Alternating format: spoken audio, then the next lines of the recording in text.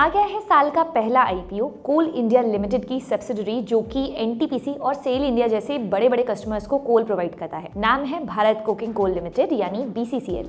एक government company है और इंडिया की सबसे बड़ी कुकिंग कोल प्रोड्यूसर भी है। कुकिंग कोल स्टील बनाने के लिए सबसे इंपॉर्टेंट होता है। कंपनी जो है वो 1071 करोड़ रुपीज का आईपीओ ला रही है। आईपीओ से जुड़े बाकी डिटेल्स जो है वो आप स्क्रीन पॉज करके यहाँ देख सकते हैं। तब तक बाकी की डिटेल्स डिस्कस कर लेते हैं। अब बीसीसीएल का जो काम है वो सिंपल है, कोल निकालना और स्टील और पावर कंपनीज को सप्लाई करना। इंडिया का 58.5% कुकिंग कोल यही बनाती है और प्राइम कुकिंग कोल का एक लौता डोमेस्टिक सोर्स भी है। कंपनी के पास 791 करोड़ टन जो रिजर्व्स हैं वो हैं, मतलब कोल की टेंशन यहाँ पर नहीं है।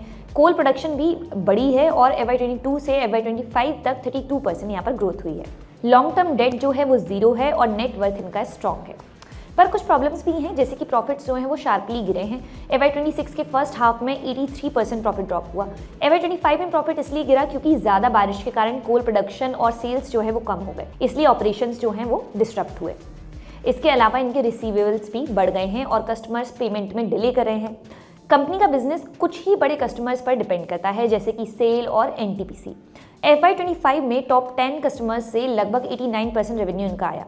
ठीक है, पर अगर कोई बड़ा कस्टमर यहाँ से गया तो रेवेन्यू और कैश फ्लो दोनों पे डायरेक्ट इम्पैक्ट पड़ेगा।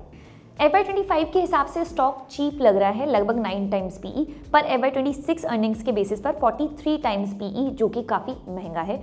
ग्लोबल पीयर्स के कंपैरिजन में वैल्यूएशन हाई लग रहा है, क्योंकि जो पीई है वो हाई है, इसलिए दिख रहा है क्योंकि FY26 के फर्स्ट हाफ में प्रॉफिट 83% ईयर ऑन ईयर गिरा, जिससे अर्निंग्स टेम्परली जो हैं वो कम हो गई हैं। तो सिंपल शब्दों में समझें तो बिजनेस स्ट्रॉन्ग है, मोनोपोली जैसा पोजीशन भी है, पर शॉर्ट टर्म अर्निंग्स प्रेशर और वैल्यूएशन देखना यहाँ पर जरूरी है।